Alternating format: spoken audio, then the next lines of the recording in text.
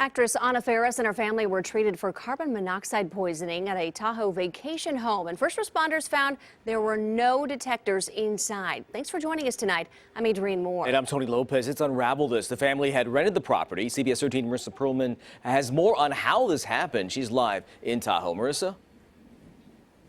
Well, Tony, it's no surprise that Lake Tahoe here is home to many of these short-term rental properties. And it's no surprise why, with views of gorgeous Lake Tahoe right in your backyard. Sources tell us this is actually the home Anna Faris and her family were staying at. The door still open here, letting the house ventilate. Caution tape outside of the door here.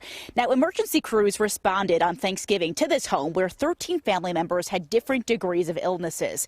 Fire crews tested CO levels, discovering they were as high as 55 parts per million. Now get this, that's almost 6 times the maximum recommended level inside a home like this. Fire crews say this was a close call. If those 2 family members didn't head to the hospital immediately after feeling sick, this could have turned deadly.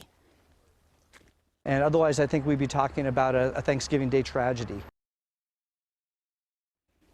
Now, it is state law to have a CO detector inside single-family homes just like this one. Code enforcement says they are now investigating this tonight. Now, as of right now, property owners for rental properties aren't held to the same standards as you might see in area hotels or condos. That means, fire crews, fire officials can't go in for basic safety inspections, guys. But Marissa, it sounds like that could actually be changing because you learned something that's taking effect in the new year, right?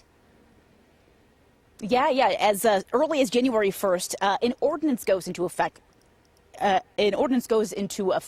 Now, the Placer County hopes will address some of these short-term rental concerns that we've been talking about today. Fire crews will now be inspecting all licensed rental properties throughout the county for basic safety, making sure CO detectors are installed and that they're installed properly. Also making sure, any basic safety protocols for fire are installed properly. Now, the chief says, that's because, of course, when people rent properties just like this one, they want to make sure that the basic safety standards are in place. And let's talk about where this happened. I found this was interesting. You also learned that exposure to carbon monoxide is a lot higher in Tahoe. Why is that?